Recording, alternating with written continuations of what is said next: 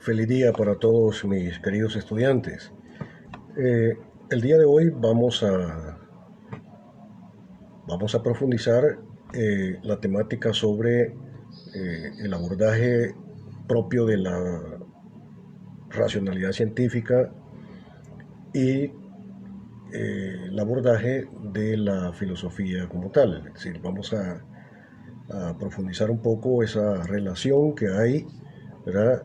Porque realmente en forma esencial no hay contradicción, ¿verdad? Más bien hay una complementariedad en el abordaje por el conocimiento de lo real. Entonces vamos a profundizar y vamos a terminar esa temática. Siempre pidiéndoles, por favor, ¿verdad?, que se mantengan pendientes a las publicaciones que se refieren, digamos, al desarrollo de esta asignatura, a las publicaciones que comparto con ustedes en mi cuenta de Facebook. Recién hace unos minutos acabo de postear por ahí una reflexión propia, ¿verdad? No la he copiado en ninguna parte, es pensamiento propio, en torno a la cuestión de lo que es la ciencia, lo que es la ideología y lo que es la ideologización. Recién lo acabo de compartir con ustedes en mi cuenta de Facebook. Así que por favor estén ahí pendientes, bajen el documento y a leerlo, ¿verdad? Habíamos dicho que tanto la ciencia como la filosofía son esfuerzos reflexivos por el entendimiento de lo real, ¿verdad? Al final de cuentas, ambas, tanto la ciencia como la filosofía, ¿verdad?, estudian lo real, pero que hay diferencia en el modo de acceso y la manera como cada una de ellas se propone el objeto propio de estudio. De tal suerte que para la ciencia, ¿verdad?, el objeto de estudio, es decir, aquello de lo que trata la ciencia, es decir, tanto ciencia natural como ciencia social, es lo real, en tanto que lo real es tal, es decir, en tanto que lo real es determinado y por lo tanto es algo que existe, es un existente que está ahí lanzado al tiempo y al espacio. O como decía Kant, ¿verdad?, Eh, existir o existencia es aquello que está en posicionalidad con el resto de la realidad, por tanto es aquello que está en correlación con el resto de las cosas reales existentes.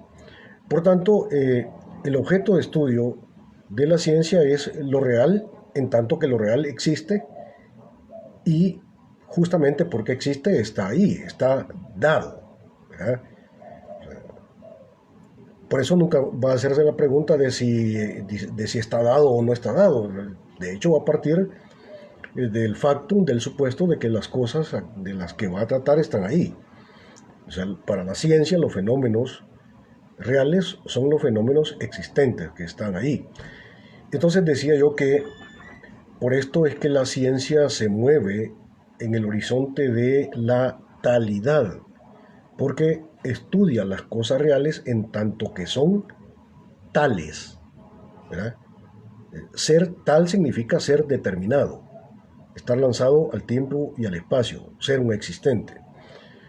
Entonces, la ciencia aborda la realidad de esta manera, proponiéndose un objeto de estudio que ya le es dado, que está ahí. Ahora bien, la filosofía se propone un objeto de estudio que no está dado, que no es algo necesariamente existente, sino que es algo que es metafísico, ¿verdad? Es algo que no está necesariamente atrapado en las coordenadas de lo que existe, del tiempo y el espacio. Para la filosofía, lo real, plenamente real, no es aquello que está lanzado al tiempo y al espacio, ¿verdad?, y que se me revela en correlación con el resto de la realidad. Para la filosofía, lo real es aquello que tiene suficiencia constitucional y, por tanto, se basta a sí mismo para ser lo que es. Y en este sentido, lo que es verdaderamente real necesariamente tiene que ser absoluto, tiene que ser causa primera, tiene que ser fundamento infundamentado. Ese es el objeto de estudio de la filosofía. Estudia las cosas reales en tanto que son, es decir, en tanto que están fundadas en el ser.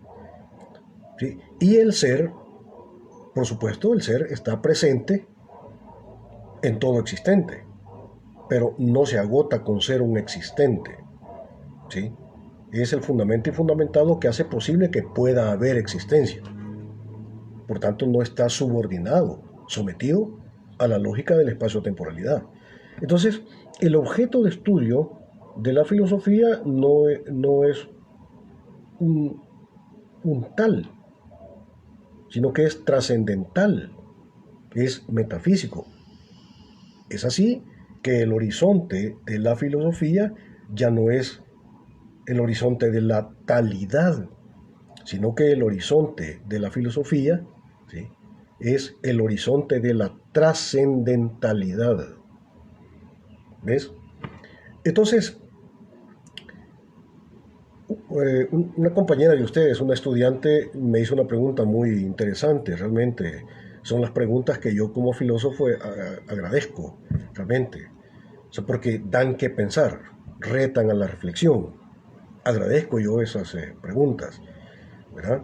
Y entonces me preguntaba ella, bueno, pero si la filosofía estudia lo real en tanto que es trascendental, o lo real en tanto que es metafísico, y la ciencia estudia lo real en tanto que es un existente, entonces me preguntaba ella, ¿hay contradicción entre la ciencia y la filosofía?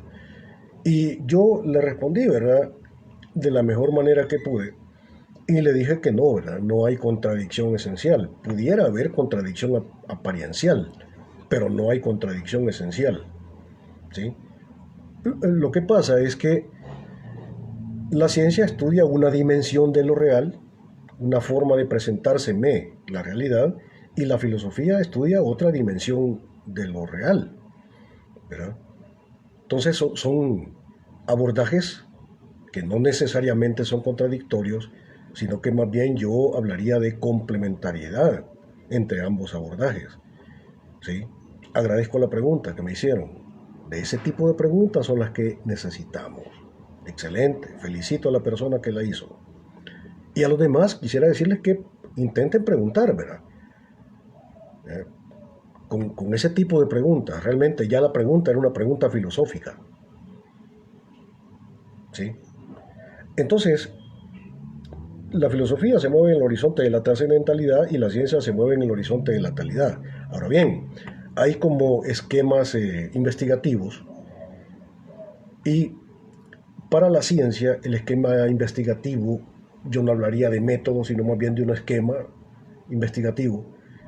Para la ciencia se mueve más en el, digamos, en el esquema de lo que yo llamo la razón instrumental, ¿verdad? Y la razón instrumental que intenta saber, ¿verdad?, conocer, digamos, los fenómenos reales, eh, para la, como ya lo expliqué en la sesión anterior, ahora solamente estoy haciendo una especie de recordación, la razón instrumental frente a las cosas reales existentes se hace dos preguntas fundamentales. La primera pregunta es, ¿verdad?, ¿cómo es la cosa? Por tanto, es un ejercicio de descripción del fenómeno, ¿sí? Y seguidamente, luego que describe el fenómeno, se pregunta por las leyes del fenómeno. Es decir, se pregunta por qué esta cosa es como es. Y preguntarse por el porqué de la cosa es preguntarse por las leyes del fenómeno. O sea, cada fenómeno determinado, cada fenómeno existente tiene sus propias leyes, ¿sí?, que es aquello que le da como identidad propia al fenómeno. Cada fenómeno, matemático, químico, físico, biológico, tiene su propia ley, su propia estructura, su propia regularidad interna. Entonces la ciencia intenta poner en claro cuál es la regularidad interna del fenómeno. En ningún momento se va a preguntar si el fenómeno existe o no existe. Supone que existe y supone además que es real. Entonces lo único que se trata es de poner en claro cuáles son las leyes que gobiernan dicho fenómeno. Entonces se pregunta cómo es el fenómeno y por qué es como es. Y el preguntarse por el por qué ya es un ejercicio de explicación, en donde explicar es eso, es decir, explicar es poner en claro, poner en la evidencia la regularidad interna del fenómeno, es decir, las leyes del fenómeno. Eso es exactamente lo que es explicar. ¿Sí? La razón instrumental. Las ciencias sociales igualmente enfrentan los fenómenos reales, pero en el campo de las ciencias sociales se utiliza la razón dialéctica. Y la razón dialéctica se pregunta, al igual que la razón instrumental, cómo es el fenómeno, un ejercicio de descripción del fenómeno. Seguidamente tiene que preguntarse también por qué el fenómeno es como es y por supuesto que la razón dialéctica va a intentar explicar, poner en claro cuáles son las leyes del fenómeno. Puede ser un fenómeno sociológico, un fenómeno político, un fenómeno económico, ¿sí? Un ejercicio de auditoría en el campo de la contabilidad, por ejemplo. Eso es un fenómeno. Entonces hay que ver cuáles son las leyes que gobiernan determinado fenómeno. El fenómeno, digamos, de la evasión, de la ilusión. Ahora bien, pero la razón dialéctica hace una tercera pregunta muy importante. Se pregunta si lo que es coincide justamente con lo que debe ser. Es decir, se pregunta si ese fenómeno que es de esa manera, con esas leyes, es exactamente lo que debe ser. Claro, la razón dialéctica no deja sentado de que el fenómeno tal cual es exactamente lo que debe ser. Plantea una razón crítica, ¿verdad?, que cuestiona la coincidencia entre el ser y el deber ser de lo real. Y entonces aquí hay por lo menos dos alternativas. En la investigación podemos determinar al final de los finales que pues, las cosas que existen, ¿sí?, eh, coincide justamente con lo que debe ser. Es decir, si yo investigo la democracia salvadoreña, al final yo pudiera llegar a la... Yo pudiera, cosa que dudo mucho, ¿verdad?, pero en el orden de los supuestos, si investigo la democracia salvadoreña, yo pudiera llegar a la conclusión de que pues la democracia salvadoreña que existe, que es justamente la que debe haber, y por tanto hay una coincidencia entre el ser existente del fenómeno y su deber ser. Y ahí donde coincide el ser con el deber ser, pues las cosas ya son plenamente. Y justamente ahí donde las cosas son plenamente, ya no hay praxis, porque las cosas ya son perfectas. La praxis, como ejercicio crítico práctico para la transformación de la realidad, ya no tendría lugar. Ya no tendría lugar, no tendría sentido, porque ya el fenómeno es exactamente lo que debe ser, ya es pleno. ¿Ves? Hay la posibilidad de que el ser coincida con el deber ser. Pero de la misma forma hay la posibilidad de que no sea así, de que nos demos cuenta que lo que existe no coincide con lo que debe haber. Y entonces frente al fenómeno de la democracia salvadoreña, que me dicen que el país es democrático, etcétera, etcétera, puede ser que llegue a la conclusión de que la democracia salvadoreña es falsa, es decir, que no es la democracia que dicen que es. Y entonces no hay coincidencia entre el ser y el deber ser, hay contradicción.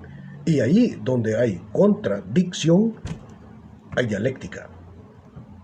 Porque el primer elemento para que pueda haber dialéctica es la contradicción. Ojo, fíjense bien, contradicción, es decir, decir contra.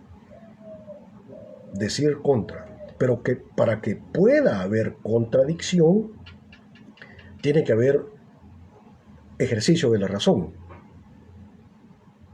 Porque solamente la razón puede contradecir, es decir, decir contra. En los fenómenos naturales no hay contradicción, no hay contradicción. Lo que hay es un movimiento dinámico, pero no necesariamente dialéctico, ¿sí? Justamente por eso es que Marx, Karl Marx, ¿sí? Pensador del siglo XIX, muy importante, porque solamente desde la visión del marxismo es posible que haya, digamos, ciencia social, exactamente con el estatuto de ciencia. No es lo mismo ciencia que ideología, ya lo vamos a ver. Para Marx, contradicción y por tanto dialéctica solamente lo puede haber en los fenómenos sociales o históricos sociales, ahí donde cabe la intervención de la praxis, donde está presente la razón, donde está presente el sujeto humano. En el campo de la naturaleza, pues no hay contradicción y por tanto no hay dialéctica. Eso es Marx. Ahora bien, fue Federico Engels, ¿sí? Compañero teórico de Marx, Engels, el que después, ¿sí?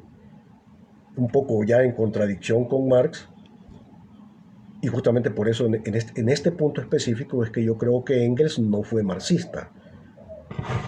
En este punto específico, y solo en este punto específico, creo yo, es lo que yo pienso, de que el pensamiento de Federico Engels se aparta del pensamiento de Marx.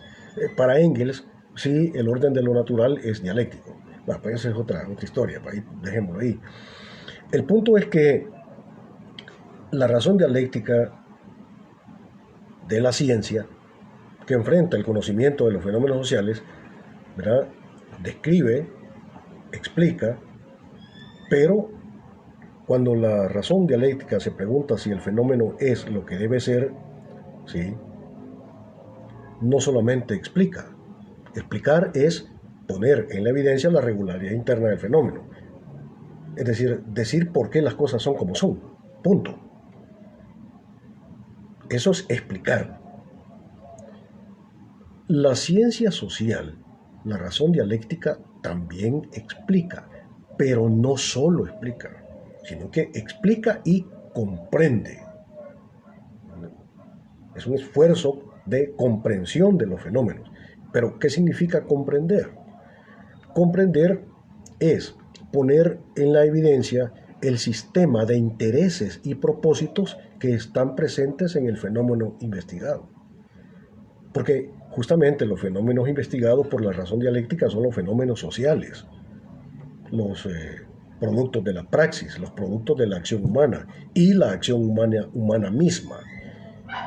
Entonces ya no se trata solo de ver si lo que es coincide con el deber ser, sino de ver también el sistema de intereses y propósitos que están inmersos en el fenómeno.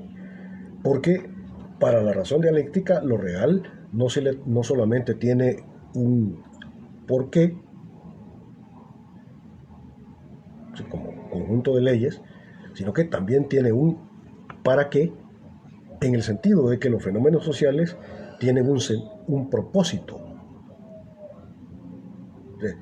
Hay una dimensión finalística, ¿sí? Hay un propósito, hay un para qué. Y también hay un para quiénes en el campo de los fenómenos sociales. Un por qué, un para qué y un para quiénes. Entonces, la razón dialéctica tiene que describir, tiene que explicar y tiene que comprender. Y comprender es poner en claro el sistema de intereses y propósitos que están presentes en el fenómeno social. En el entendimiento de que los fenómenos sociales pues, se dan en el marco de una totalidad llamada sociedad. Por ejemplo, la sociedad salvadoreña. Y en el entendimiento de que la sociedad salvadoreña es una sociedad capitalista. Y el capitalismo tiene sus leyes. Ya las dijimos y espero que ya las sepan ustedes. Y a esta altura tienen que saberlas. Las leyes del capitalismo, es decir, de la lógica del capital, son, primero, concentración y centralización de la riqueza. Segundo, la generación de desempleo crónico. Y tercero, la baja tendencial de la tasa de ganancia. Y dentro de la sociedad salvadoreña, donde se da el fenómeno específico que vamos a investigar, o que podríamos investigar, ¿verdad? En esa sociedad hay clases sociales y lucha de clases, ¿sí? Y entre cada una de estas clases tiene su propio proyecto histórico. ¿Cuáles son las clases fundamentales que hay? La clase capitalista y la clase obrera o la clase trabajadora. ¿Cuál es el proyecto histórico de la clase, proyecto histórico o proyecto estratégico de la clase capitalista? O sea, la clase capitalista tiene como propósito fundamental el garantizar la reproducción ampliada del sistema. Es decir, darle larga vida al sistema. Por tanto, digamos que es un proyecto histórico conservador, de defender el sistema y de mantener el sistema. Por tanto, desde la óptica de la clase capitalista no debe haber cambio social, no debe haber crítica revolucionaria, ¿sí? No debe haber cuestionamiento al sistema. Porque el proyecto histórico de la clase capitalista es un proyecto conservador, de defensa del sistema. En cambio, el proyecto histórico de la clase trabajadora ya no es defender el sistema. El proyecto histórico de la clase trabajadora es destruir el Estado capitalista y construir la dictadura del proletariado. En pocas palabras, es construir un sistema económico, político, social, ¿sí?, que le beneficie a la clase trabajadora, porque el sistema capitalista no le beneficia. Entonces, hay dos proyectos históricos. El proyecto histórico de la clase capitalista busca mantener el sistema y perfeccionar el sistema. El proyecto de la clase trabajadora, de la clase obrera, y cuando digo obreros no me refiero solamente a aquellos sujetos que están en la fábrica, sino que también hay obreros agrícolas. El jornalero asalariado es obrero también. Pero la clase trabajadora no busca mantener el sistema, ni perfeccionar el sistema, sino destruirlo, para construir un nuevo ordenamiento social. Entonces, hay contradicción, hay clases sociales y hay lucha de clases. Y esa lucha es una lucha antagónica. No puede haber acuerdos. Es agua y aceite. En ese contexto de leyes capitalistas, de clases y lucha de clases, se dan los fenómenos. Todos los fenómenos sociales, económicos, políticos se dan en ese marco de realidad. ¿Ves? Pero de las dos clases fundamentales, la única clase que está interesada en el cambio social es la clase trabajadora. La clase trabajadora está obligada estructuralmente a destruir el sistema capitalista y construir una realidad superior, que es el socialismo.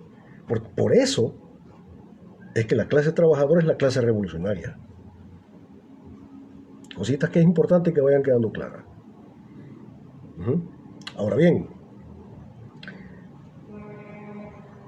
¿sí?, por eso es que solo desde el punto de vista de la clase trabajadora puede haber ciencia social, como ciencia crítica. Desde el punto de vista de la clase burguesa no puede haber ciencia social, ¿sí?, como ciencia crítica de la sociedad. Ahí lo que hay es ideología, porque no es lo mismo ciencia que ideología. La ciencia intenta conocer la verdad del fenómeno. Está interesada en el conocimiento de la verdad. La ideología es un ejercicio racional de encubrimiento y de falseamiento de la verdad, porque tiene un interés de encubrir. Es como cuando el político sale por televisión diciéndote que todo está bien, ¿verdad? Y que va a luchar por la democracia y que, ¿verdad? ¿Sí? Ese planteamiento no es científico, ese planteamiento es ideológico, porque tiene un propósito de encubrimiento. En términos estrictamente filosóficos, diríamos que la ideología es una especie de postura que por supuesto que tiene un interés de encubrimiento y por eso una postura de tipo sofista. ¿Sí? El planteamiento sofista tiene una característica muy específica. El planteamiento sofista no es simplemente un equívoco, no es un planteamiento equivocado. Es decir, porque alguien me puede decir, mira licenciado, que 2 más 2 son 10, ¿verdad? Pero es un planteamiento equivocado. El planteamiento sofista miente intencional y planificadamente. Es un ejercicio teórico racional, interesado, de encubrir la verdad de los fenómenos. Eso es un planteamiento sofista. Ahora bien, entonces, racionalidad, digamos, hay, digamos, la razón instrumental y está la razón dialéctica. Ahora, dije yo que la razón instrumental es la que más se utiliza en el campo de la ciencia natural, ¿verdad? Pero hay un problema. A veces, de forma interesada, ¿sí?, intencional y con mala intención, se intenta explicar los fenómenos sociales o comprender los fenómenos sociales utilizando la razón instrumental.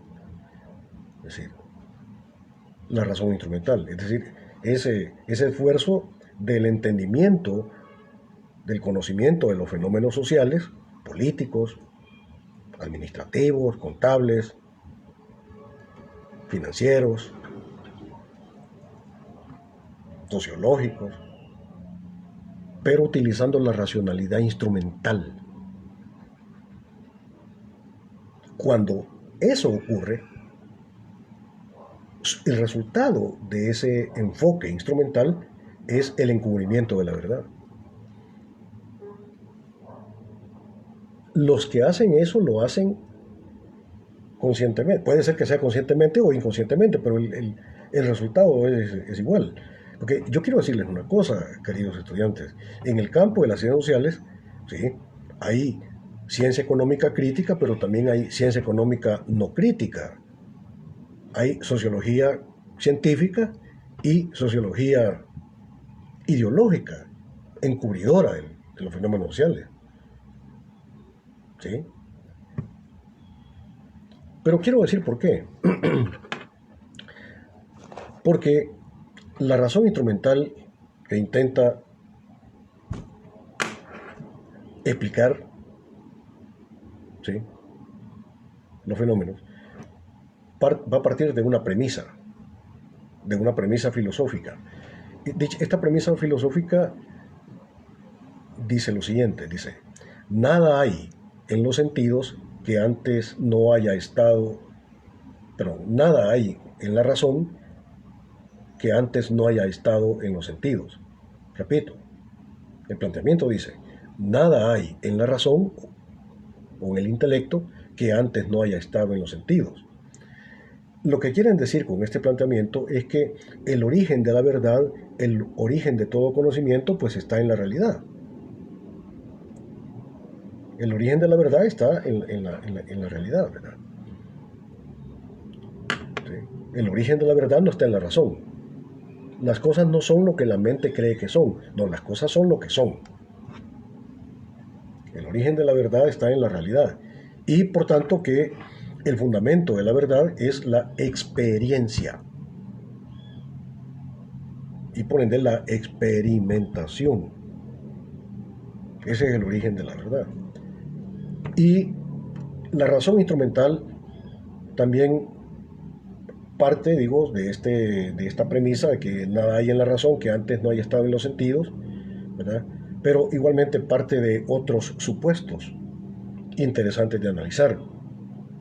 Bueno, va a partir de que el supuesto de que la mente frente a la realidad se comporta como una página en blanco, como una página en blanco donde no hay nada. Y entienden que la mente, la razón, es una paginita en blanco que paulatinamente se va llenando de contenidos al contacto con la realidad. Todo conocimiento llega a través del contacto con la realidad. Pero en el encuentro de la razón con la realidad, la razón no pone nada. Es como una cámara fotográfica que únicamente capta lo que está ahí y aprende lo que está ahí. Y en la mente pues no hay nada. Esto significa que en esta manera de cómo la razón instrumental entiende ese encuentro del sujeto con la realidad, resulta que hay la idea de que el sujeto cognoscente, el sujeto que intenta conocer la realidad, es un sujeto contemplativo. O sea, de lo que se trata es única y exclusivamente de contemplar la realidad, de verla pasivamente, de verla, describirla y explicarla. Punto. Transformarla no. Cuestionarla no. Solo captarla y aprenderla. El sujeto frente a la realidad es pasivo. Así es como opera la razón instrumental, la racionalidad instrumental. El sujeto es pasivo frente a lo real. Exactamente fue lo que Marx criticó en el siglo XIX, cuando decía Marx que los filósofos hasta el día de hoy solo se han preocupado de comprender la realidad, de entender la realidad, captar la realidad de diferentes maneras. Los filósofos hasta el día de hoy solo se han, digamos, interesado por entender la realidad o contemplar la realidad. Pero de lo que se trata, decía Marx, es de transformar la realidad. O sea, una cosa es creer que el sujeto racional es contemplativo frente a la realidad, y otra cosa es creer que el sujeto tiene que transformar la realidad. Pero en la visión de la razón instrumental, el sujeto debe comportarse como un ente pasivo. Solo explicar la realidad, punto. Dejarla ahí tal cual es. Y entonces, si esto es así, la razón instrumental lo que está diciendo es que el orden de la realidad existente, el orden de lo que es, exactamente coincide con lo que debe ser. Hay una coincidencia entre lo que la realidad es y lo que la realidad debe ser, y por tanto no hay contradicción. Y como no hay contradicción, entonces la realidad se te presenta como una realidad perfecta, como una realidad eterna que no debe ser cambiada, que no debe ser transformada. ¿Sí? Que la realidad que existe es absoluta. Y entonces la mente lo único que debe hacer es explicarla, decir cuáles son sus leyes, pero no tocarla, no transformarla, no cuestionarla, no criticarla. Y entonces, esa forma de enfrentamiento, esa forma de correlacionarse con la realidad, es decir, con la realidad social, estamos hablando aquí de los fenómenos sociales, esa forma, ¿sí?, es una forma que ya no es una forma científica, es una forma ideológica, una forma encubridora. Y Marx la criticaba en el siglo XVIII, y al respecto quiero citar palabras de Marx, ¿verdad? Recuerden ustedes, compañeros estudiantes, que la economía como ciencia surge pues en el siglo XIX, ¿verdad? Con Adam Smith, con David Ricardo y por supuesto con Carlos Marx, ¿sí? Pero en el siglo XIX, cuando la economía surge como ciencia, no se llamaba solamente economía, sino que se llamaba economía política, ¿sí?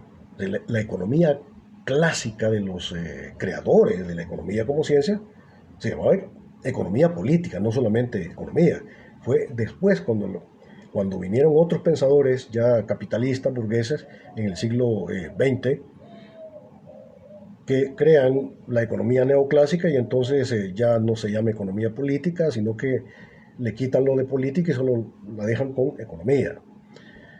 Y deben ustedes saber, compañeros estudiantes, que en sus orígenes, en el siglo XIX, la economía política, cuando surge como ciencia, tenía un objeto de estudio bien interesante. El objeto de estudio de la economía era garantizar la reproducción de los factores de producción. Interesante. El objeto de estudio de la ciencia económica surgida en el siglo XIX era ese: garantizar la reproducción de los factores de producción. Ajá, ¿cómo no? ¿Y cuáles son los factores de producción? Tierra, capital y trabajo. Esos son los tres factores de producción. Cuando hablamos de tierra, estamos hablando de la naturaleza. ¿Sí? El segundo elemento es el capital. ¿Sí? Todo el elemento financiero, digamos, económico, que entra en el proceso productivo. Y trabajo. Tierra, capital y trabajo. ¿Y el trabajo quién es? Es la fuerza de trabajo. O sea, los trabajadores. Entonces, el objeto de la economía clásica era garantizar la reproducción de los factores de producción. Es decir, garantizar la reproducción de la naturaleza. Garantizar la reproducción de la fuerza de trabajo.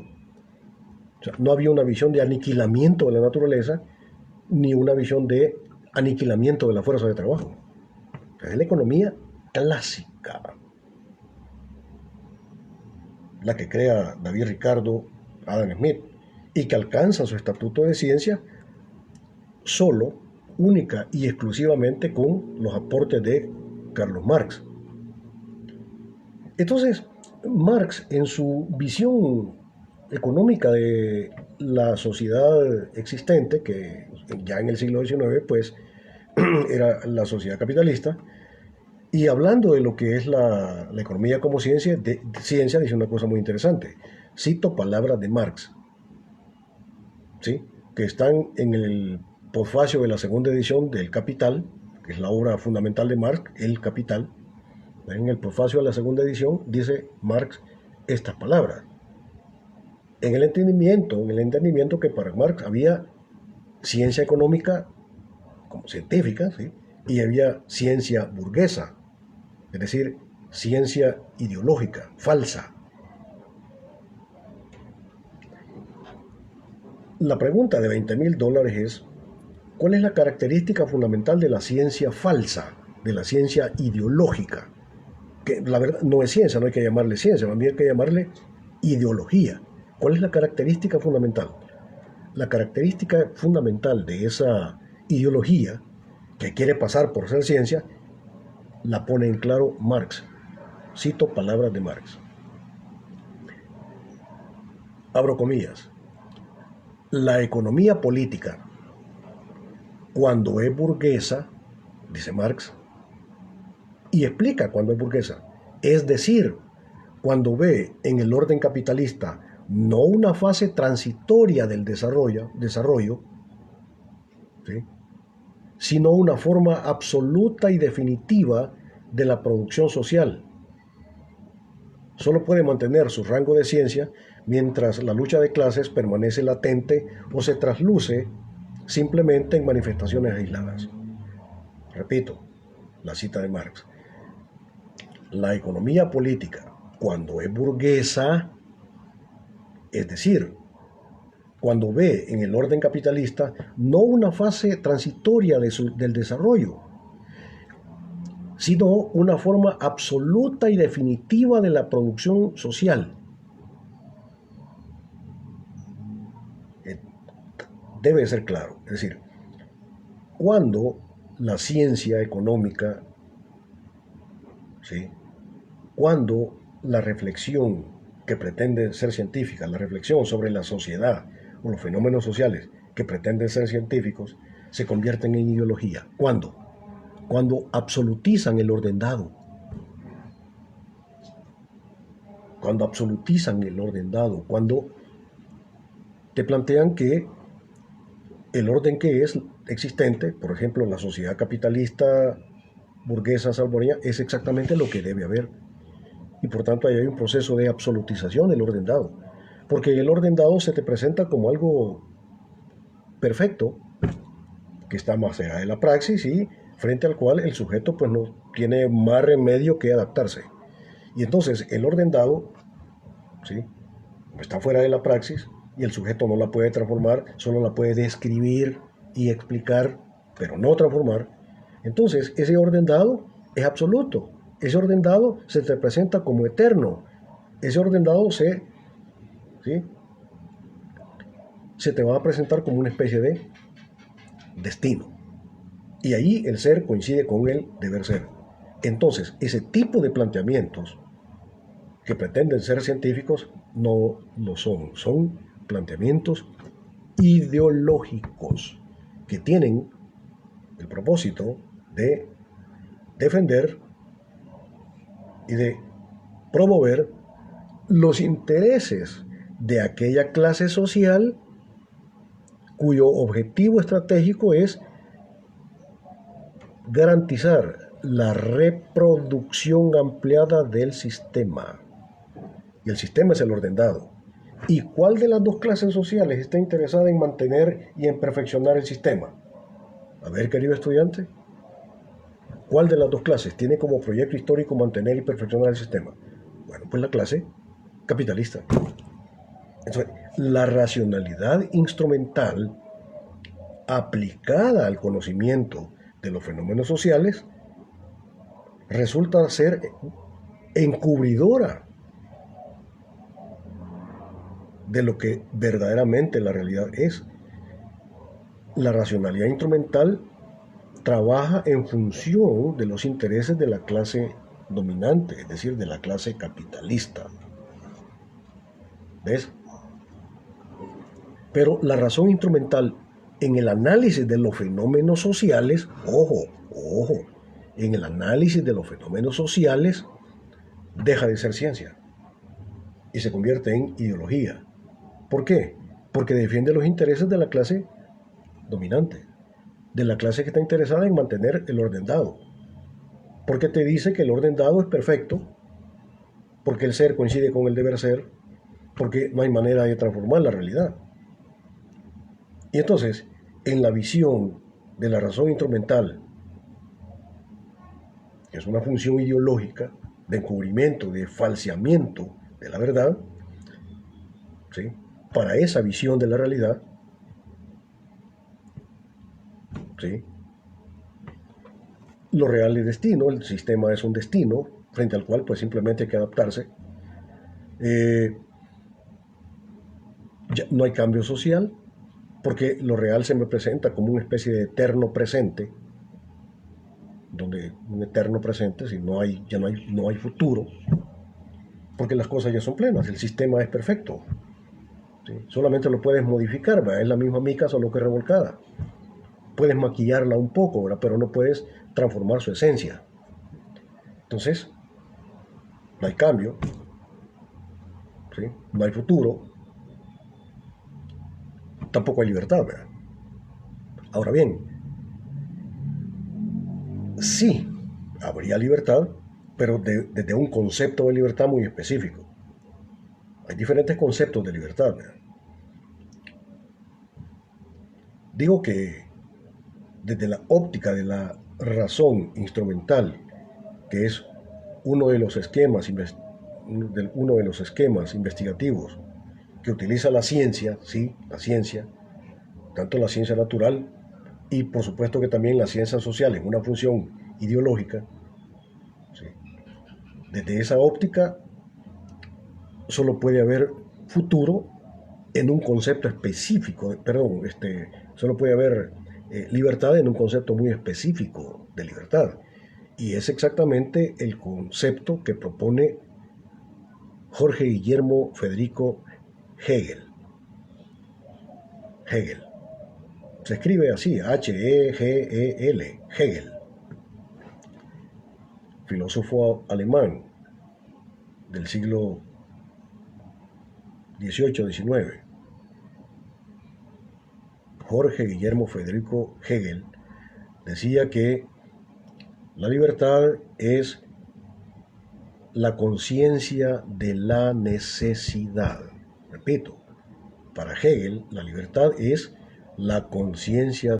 ¿Qué quería decir Hegel con eso? Para Hegel la libertad es la conciencia de la necesidad. Hegel lo que quería decir es que libre es aquel que sabe de antemano lo que de todas maneras va a pasar. Por tanto, la libertad consiste únicamente en saber el sentido de la realidad, el propósito de la realidad. Entonces, libre es aquel que lo sabe. Libre es aquel que sabe de antemano lo que de todas maneras va a pasar. ¿Puede transformarlo? No. Solo puede conocerlo. Es decir, solo puede tener una relación contemplativa, pasiva, frente a lo real. Libre es el que sabe, pero no transforma la realidad. Entonces, si libertad es eso, la conciencia de la necesidad, entonces, solo de esa forma pudiera haber libertad en el planteamiento de la razón instrumental. Pero el padre Ignacio Yacuría, mi maestro, decía que la libertad es la posibilidad real de optar realmente entre opciones reales. Ignacio Yacuría. La libertad es la posibilidad, la posibilidad real, no pajística, no, la posibilidad real de qué? De optar realmente, no falsamente, sino realmente, la posibilidad real de optar realmente entre opciones reales. Entonces ahí ya no se trata de que vos te vas a adaptar a la realidad, ¿verdad? Porque la realidad es absoluta y perfecta. No, vos podés optar. Hay una relación optativa del sujeto y por tanto el sujeto puede, ¿sí?, cuestionar la realidad y el sujeto ya no es pasivo frente a la realidad, ¿sí? Y entonces ahí la realidad ya no se presenta como un eterno presente. Allí, en el pensamiento, en el concepto de libertad del padre Yacuría, mi maestro, el sujeto ya no es pasivo frente a la realidad. El sujeto puede transformar la realidad, ¿sí? Ya en el concepto del padre Yacuría de libertad, que implica el cuestionamiento crítico y la posibilidad de transformar la realidad, ¿sí?, pero ahí ya no estaríamos en la razón instrumental, sino que ya estaríamos en la razón dialéctica, porque el sujeto puede transformar la realidad. Ya no se trata solamente de explicar la realidad, sino que se trata además de comprender la realidad y de transformar la realidad. Entonces ahí ya la historia no sería una especie de eterno retorno de lo mismo. La historia ya no sería un eterno retorno de lo mismo. Y el cambio no sería un cambio para no cambiar, como cambio apariencial. Ojo, cambio apariencial. Que usted cree que es cambio, pero al final no es más que la misma mica, solo que revolcada. Porque la esencia del fenómeno se mantiene siendo igual. Habría que preguntarse si lo que pasó el domingo pasado es un cambio real o es un cambio apariencial, o es un cambio para no cambiar. Habría que preguntarse, ¿sí? Ahora bien, yo siempre les he dicho a mis estudiantes que en la óptica de la razón dialéctica, en la óptica de la razón dialéctica, puede ser que la razón vaya un paso adelante de la realidad. Fíjense lo que estoy diciendo, ¿verdad? Que la razón pueda ir un paso adelante de la realidad. ¿Y cómo es eso, verdad? Porque antes de que la cosa física sea cosa física existente, antes fue razón, fue pensamiento, fue mente. Antes de que el objeto o la cosa sea cosa física. Voy a ir de lo simple a lo complejo. En el caso del famoso albañil, yo le voy a llamar Juan Albañil. La casa que hace Juan, la casa física que hace Juan, antes de ser casa física, estuvo primero presente en la razón de Juan como albañil, como proyecto. Antes de ser cosa física, primero fue concepto, primero fue idea. Y entonces puedo decir que en este caso específico la razón va un paso adelante de la realidad. porque antes de ser casa física fue casa concepto, casa idea. Y veámoslo en otro hecho más sencillo, quizás. Cuando usted, humilde y buenamente, se propone un propósito tan sencillo y humilde como pasarse en la calle, en una calle cualquiera, de cualquier ciudad, de cualquier pueblo. Ya no digamos si vos estás parado en la carretera panamericana y querés pasar la calle. ¿Verdad? Vos parado frente a la calle, queriéndote pasar la calle. Entonces, antes del acto de lanzarte a la calle, vos haces un montón de cálculos. Velocidad, distancia, tiempo, circunstancia. Haces un ejercicio de análisis muy fino. Y ese ejercicio de análisis tiene que ser correcto. Porque si te equivocas y te lanzas a querer pasar la calle cuando viene el bus, vas a tener un amargo resultado. ¿Verdad? Entonces, el hecho de pasarte simplemente de una acera a la otra implica un ejercicio previo de la razón, de cálculo, que da como resultado el hecho posterior de vos haberte pasado la calle. La razón va un paso adelante de la realidad.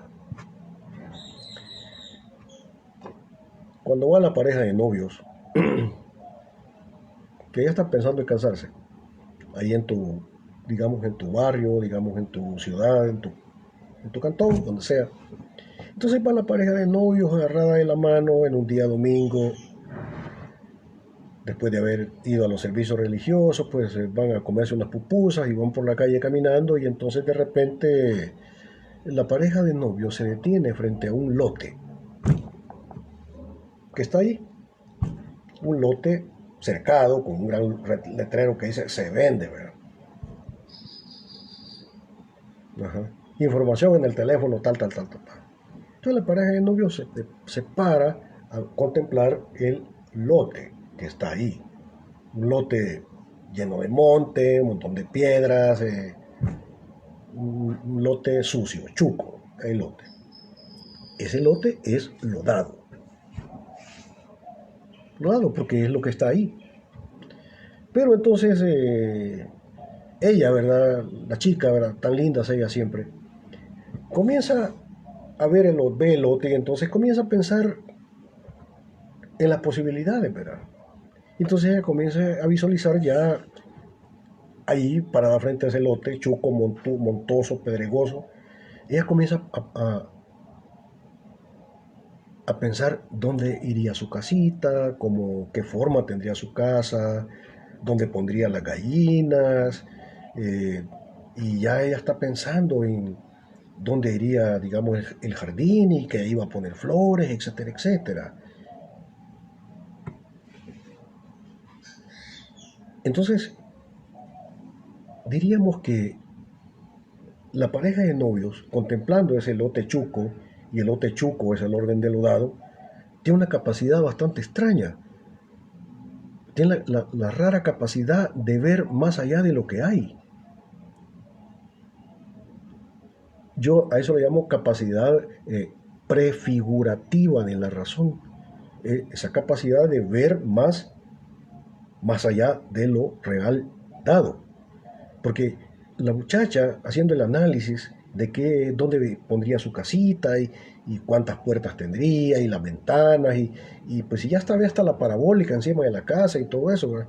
Ya hasta ve el chucho que va a andar ahí y las gallinas y su jardín,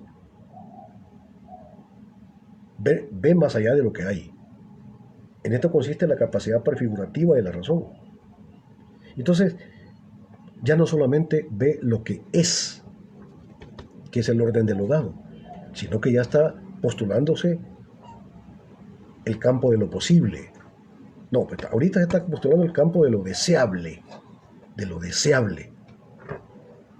Pero ya lo deseable no coincide con lo que es, porque lo que es el Otechuco, lleno de monte, piedras. Pero ella va más allá del orden de lo dado y ve lo posible. Yo diría que ahí hay un ejercicio teórico de negación de lo dado. Por tanto, ahí hay una negación de lo dado, un proceso de negación teórica de lo dado. Y ya el análisis de los muchachos, de la pareja de novios, está postulando el campo de lo deseable. Lo dado, lo deseable. ¿Sí? Y entonces viene el muchacho y le dice a ella, le pega un jaloncito, le dice, mire, fíjese que ahí mira el letrero y dice que ahí dice que el lote vale $7,000, le dice él, ¿verdad? A ella. Y le dice él, pues por ahorita no tenemos eso, le dice. Ahorita no nos alcanza, pero podemos ahorrar un poquito, podemos trabajar un poquito y dentro de unos 3 o 4 o 5 meses ya podemos comprarlo. ¿Ves? Este es el campo, pero el campo de de lo dado, lo que es el campo de lo deseable, y ahora ya el novio está planteando ya el campo de lo posible. Una cosa es lo dado, otra cosa es lo deseable y otra cosa es lo posible. Y tanto lo dado, lo deseable y lo posible está relacionado al fenómeno, al mismo fenómeno.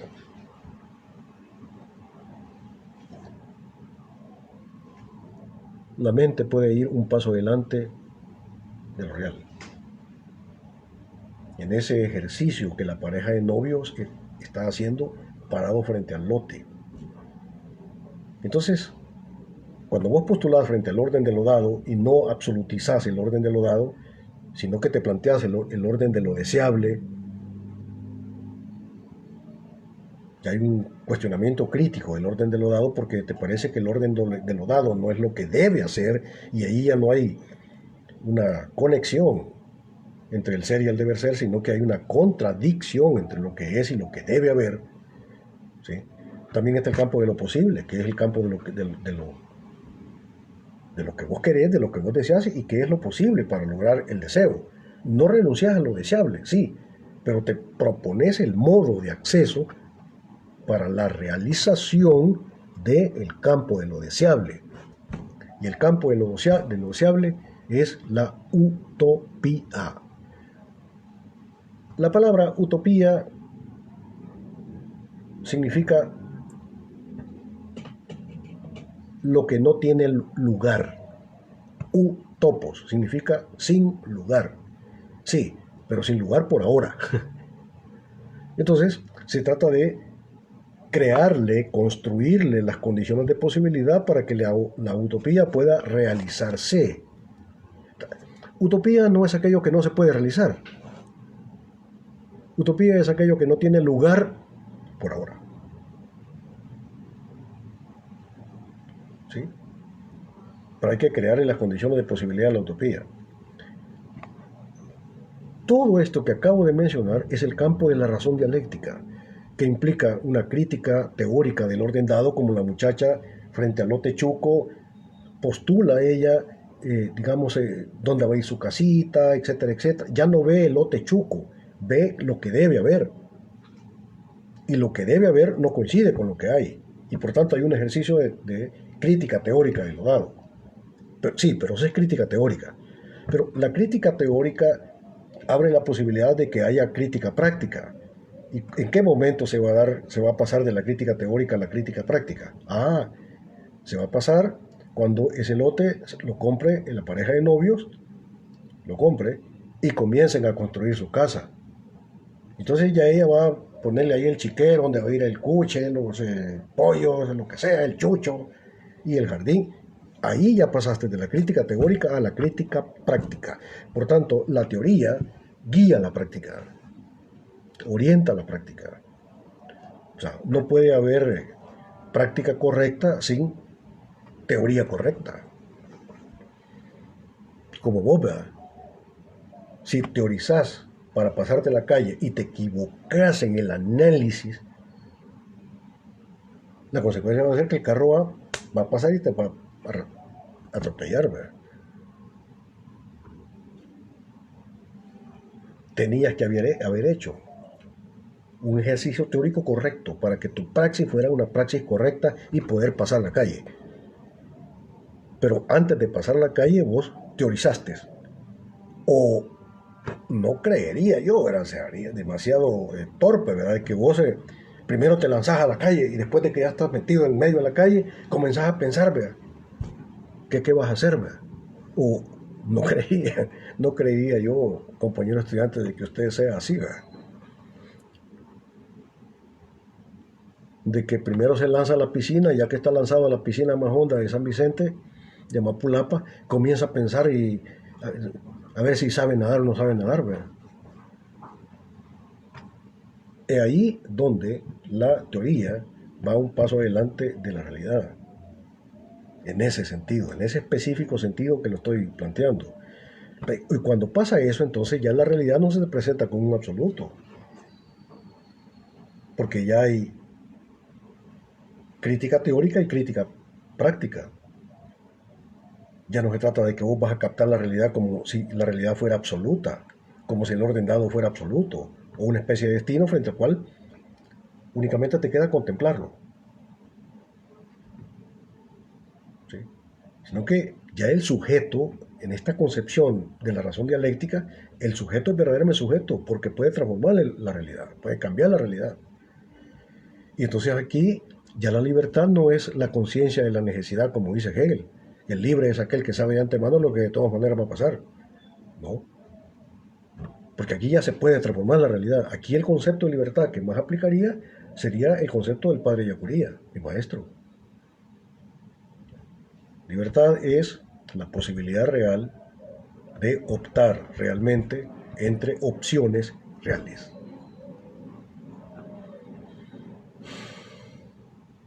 Uh-huh. Y las posibilidades reales pueden posibilitarse. Recuerdo yo lo que pasó en los tiempos de la educación presencial. Había un muchacho, era una muchacha del grupo 01 en la mañana. Pues el muchacho estaba enamorado de la muchacha muy bonita, ¿verdad? Y entonces él estaba enamorado, pero no le decía nada, tenía vergüenza, ¿verdad? O sea, no sé qué pasaba, que la veía quizás muy bella, demasiado para él, ¿verdad? Y entonces, y hablando de la categoría de posibilidad, ¿verdad? En clase, ¿verdad? Yo le pregunté, mire Carlos, le digo, ¿usted y, y qué tal con ella? Le digo. Y la respuesta que él me dio fue muy inteligente, muy interesante, de esas respuestas filosóficas que valen la pena. Por aquí, licenciado, me dijo, tratando de crear las posibilidades posibilitantes, ¿no? Me dice, creando las posibilidades posibilitantes para ser el novio de ella, ¿no? Posible no solamente es aquello que está dado. Hay cosas que por el momento no son posibles, pero hay que trabajar y hay que luchar para que sean posibles. Y eso es justamente crear las posibilidades posibilitantes. Razón dialéctica versus razón instrumental. Pero ambas, tanto la razón instrumental como la razón dialéctica, pues son parte de la reflexión científica, son parte de la ciencia. Ahora veamos un poco más.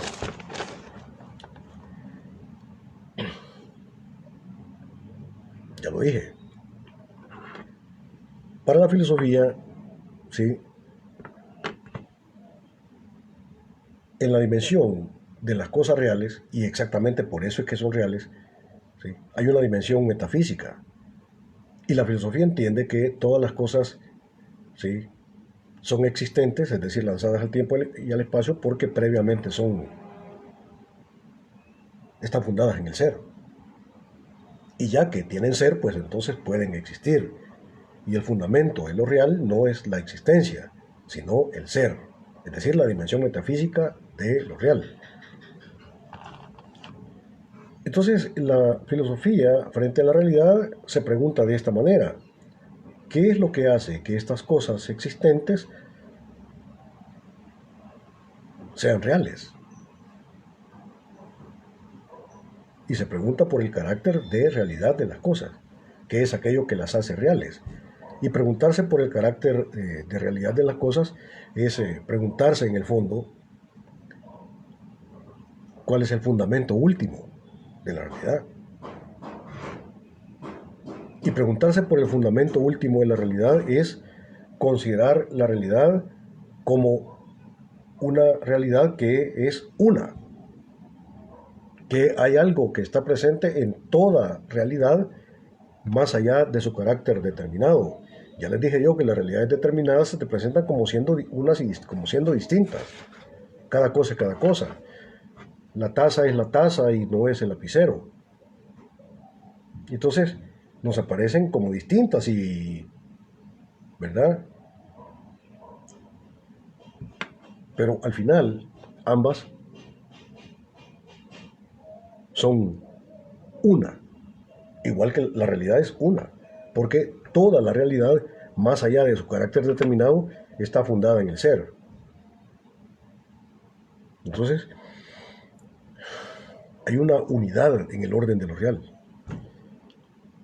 Y entonces,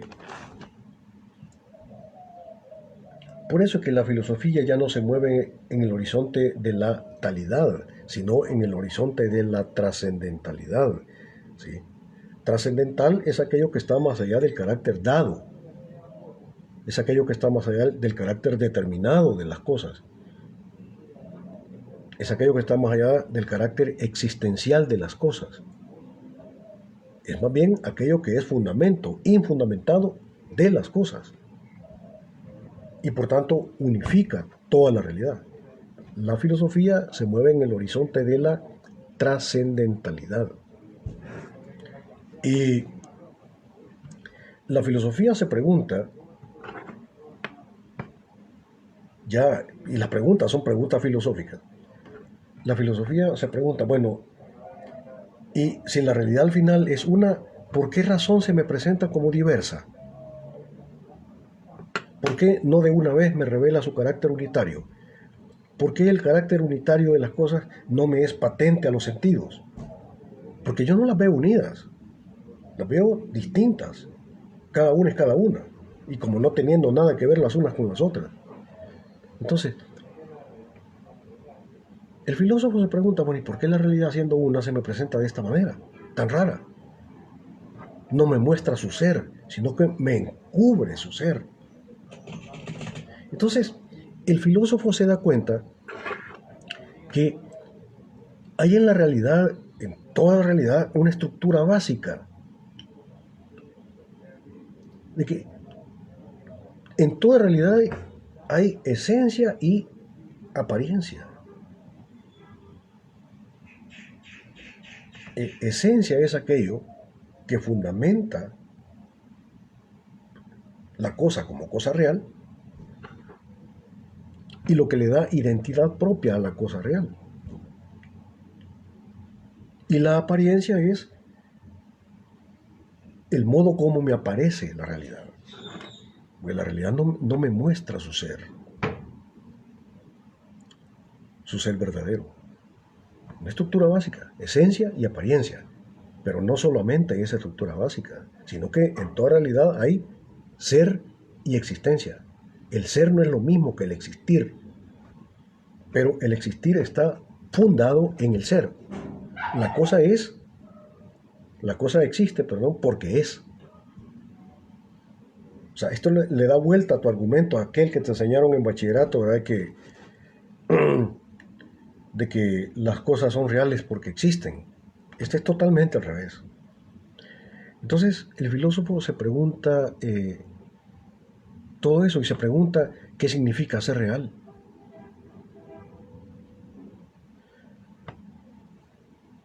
El filósofo, la filosofía se pregunta si hay una dimensión metafísica en el orden de lo real. Y se pregunta si esa dimensión metafísica es una dimensión de la realidad, que está ahí, y por tanto el ser de la cosa sería cosa rara, ¿verdad? Sería real físico. ¿Y qué tal si el ser de las cosas no está en las cosas?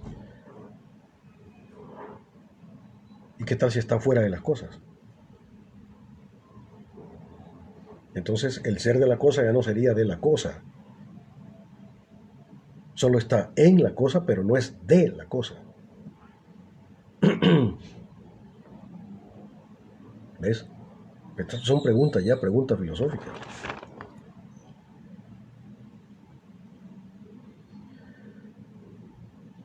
La filosofía también se pregunta y se da cuenta de que solo se conoce realmente algo cuando se sabe su causa última y absoluta. Y por tanto, verdadero saber solamente lo hay cuando conozco la dimensión metafísica de la realidad. Verdadero saber. Uh-huh. Esto es muy delicado. Ahora,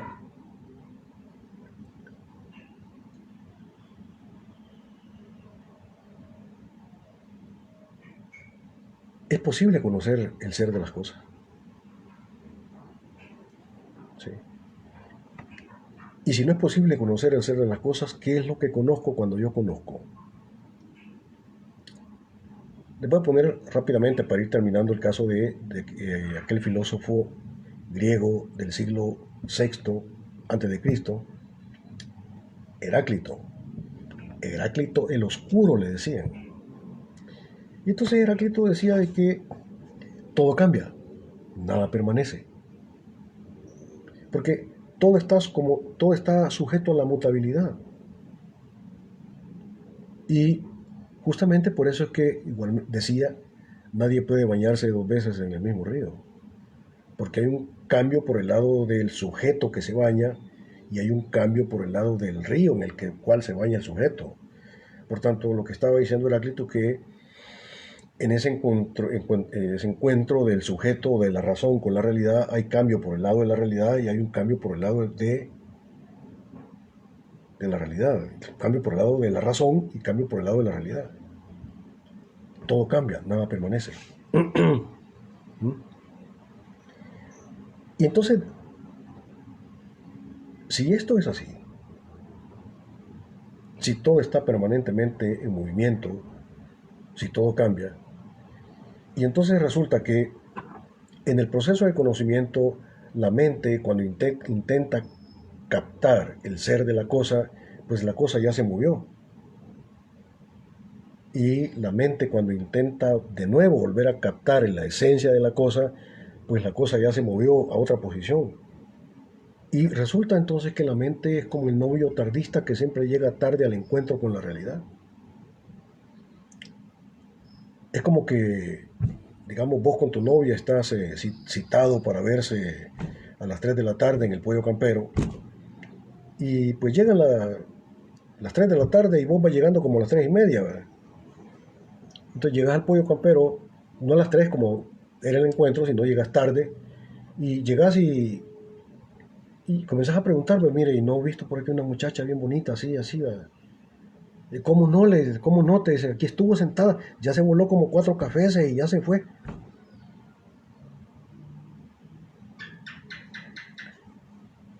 Entonces significa de que en ese afán de la razón humana por captar la esencia de la cosa, la mente cuando llega al encuentro de la realidad llega siempre tarde, cuando la realidad ya se fue, cuando el ser ya se movió, todo cambia, dice Heráclito.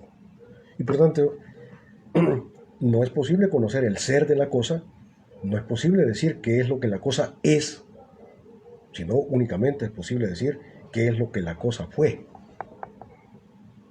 porque la realidad cambia.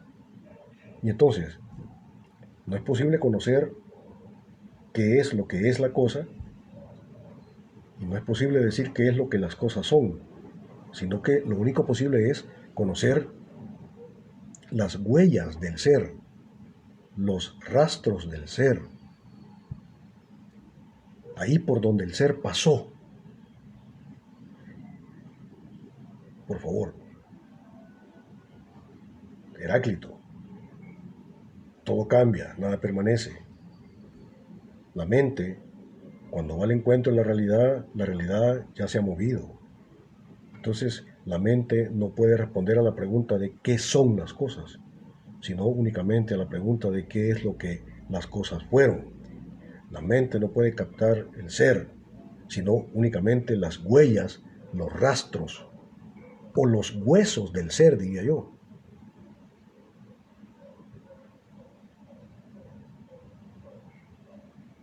¿Ves lo grave de este asunto? Porque si eso es así, jamás podríamos responder con veracidad, con verdad, a la pregunta de qué es la realidad, sino únicamente a lo que la realidad fue. Únicamente podemos tener acceso a los rastros, las huellas del ser, porque el ser en forma directa no es captable, no es cognoscible. El ser no puede ser capturado en un ejercicio lógico. ¿Ves? En el caso de Hegel, filósofo alemán del siglo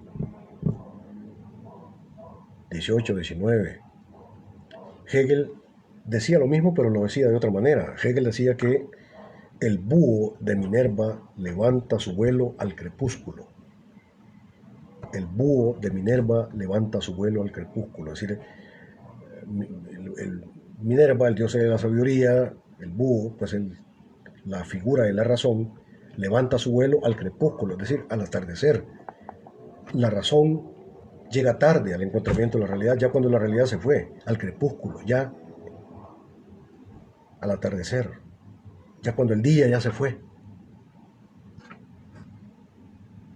En el fondo, lo que están diciendo estos pensadores es que la razón no puede capturar el ser de las cosas y decir esto es, sino únicamente tener un saber aproximativo de las cosas. Y eso es lo que la filosofía le dice a la ciencia. La ciencia pretende establecer verdades con rigor lógico y validez universal, por tanto verdades absolutas y eternas. Y es justo lo que la filosofía le dice a la ciencia que no puede lograrlo. No puede establecer verdades absolutas de una realidad que no es absoluta, de una realidad que es existente. Porque el objeto de estudio de la ciencia es lo real existente. Por tanto, el orden de lo dado. No puede establecer verdades con validez universal, más allá de tiempo y espacio, tratando de conocer realidades que se me presentan como determinadas. ¿Sí? Lo que me está diciendo Heráclito, lo que me está diciendo Hegel, pero me gusta más como lo dice Heráclito, es un poco lo mismo que le respondieron a un sujeto por allá que se enfrentó con el ser y el ser se le presenta en una zarza ardiente, y entonces el sujeto parado, ¿verdad?, frente al ser en la zarza ardiendo, el sujeto le pregunta, ¿y tú quién eres? ¿Cuál es tu nombre? Cuando el sujeto le pregunta cuál es tu nombre, es como querer tener la pretensión de capturar en un ejercicio lógico el ser. ¿Y cuál fue la respuesta que le dieron? La respuesta que le dieron fue bien interesante porque le dijeron que yo soy el que soy.